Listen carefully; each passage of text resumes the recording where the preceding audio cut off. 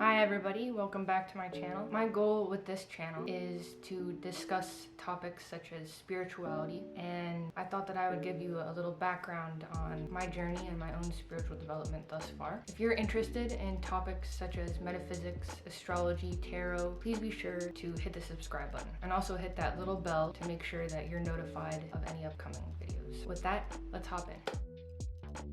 Topics like astrology and tarot were never even brought up while I was growing up. The only really experience that I've had with religion was being baptized when I was younger. I also went to Awanas and Sunday school, and I really liked the community aspect of it, but beliefs that I've shied away from are things such as a savior coming down and saving a select few people and the rest of the people being banished to hell forever with no likelihood or possibility of ascending into heaven. So because of this, I really had adverse reactions to these thought systems, and I turned away from them while I was growing up. As an adolescent in high school, I didn't really give much thought to these topics, and I look back at journals that I've written. It astounds me how different I was back then, discussing all about things like my weight and boys and complaints about things that I didn't have yet, material desires. At 19 years old, I was introduced to Vipassana meditation,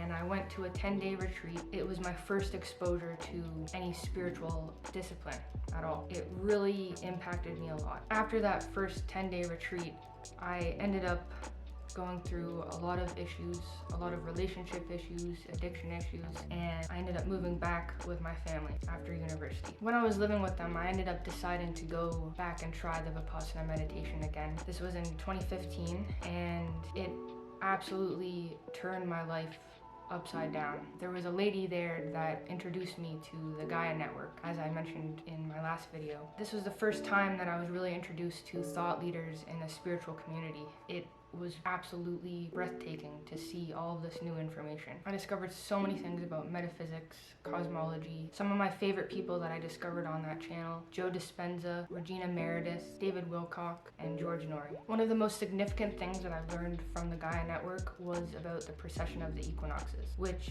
is an approximate 25,000 year cycle that correlates with human behavior. Here you can see a diagram of the great year and the yugas, which was first described in the Vedas. On the bottom of the chart, you see the Dark Ages, the Kali Yuga, which many people agree that we are in now. This is a time of competition, of wars, because people aren't very in tune with spiritual truths. At the top of the diagram, you see the Satya Yuga, which is the Golden Age, and this is a time where people are innately in tune with those spiritual truths. And luckily for us, this part of the cycle lasts much longer than the Dark Ages. At this time of the Golden Age, there is no competition, but only cooperation, because people innately understand the spiritual truth that we're all one. And if we harm or compete with others, we are literally competing and harming ourselves.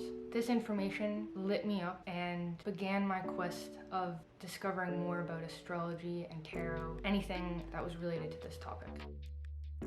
So around this time, as I also mentioned in my previous video, I had a really cool synchronistic experience where I was in a chapters and I saw the face of a person that I kept seeing on the Gaia network. I saw Guru Jagat on her book, Invincible Living. When I purchased this book, I was so inspired that I ended up signing up for my Kundalini Yoga teacher training within a couple of months. The teacher training absolutely changed my life, and I upkept a practice for a very long time. I'm still practicing Kundalini Yoga occasionally. When I first started out, I noticed that I was getting into patterns and rigid cycles of being super dogmatic about my practice.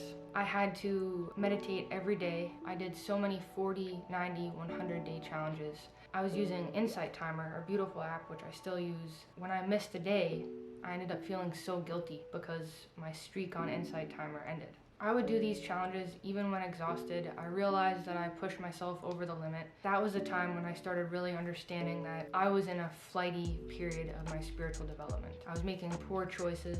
I ended up paying $13,000 for an online coaching program. While I was doing this, I was also working 60, 80 hours a week. Over a period of time, I became burnt out, super overwhelmed, and I really wasn't able to complete the exercises that were in the program within the deadline. After After the program ended and I was so far behind, I ended up being extremely discouraged, and I just saw myself as a failure at that point. I'd say about a year later, I took an interest into music production and I got accepted into a music school. However, this school cost $19,000 for just 1 year. I was unable to pay it, and that resulted in another failure that I perceived. So I wasn't grounded in the decisions that I was making. I felt like I had shiny object syndrome, where I would be working on a beautiful diamond and over in the distance I would see a ruby and just chuck the diamond and go frolic towards the ruby. It was interesting looking back on that time. I spent all of my money on spiritual training and development, even if I couldn't afford it. I took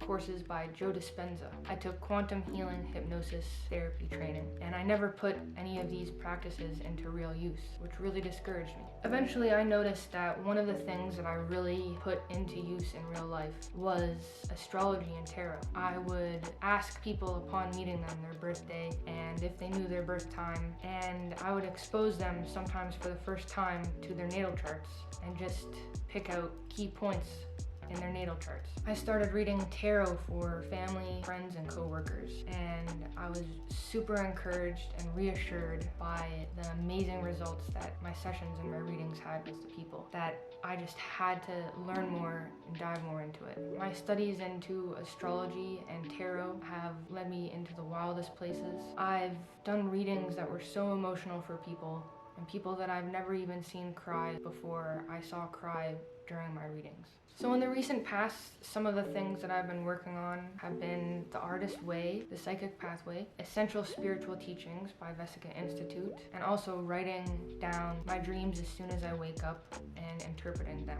And this was in part because of the course that I took by David Wilcock last year in May of 2020. His course was called Ascension Mystery School, and he went into depth about how to interpret the cryptic language and the metaphors that are within dreams. I've had a lot of synchronicities and extremely intense things happen with my dreams, which one day I will make an entire video upon. I am still on my journey, as is everybody. I don't believe that we would be incarnate upon this earth if we didn't have more lessons to learn, but I am choosing to focus on the journey rather than the end destination. The last thing that I'd like to mention is in my Kundalini Yoga teacher training, I was given a spiritual name, which was Nishan Hari, which means the sacred representation of God's creativity, prosperity, and kindness.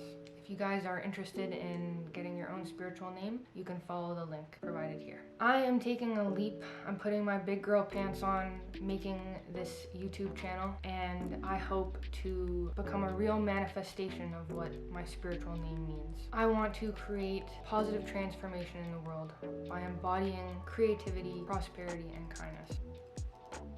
Thank you so much for watching my video. If you want to see more content like this or want to hear about any specific topics, please comment down below. Much love.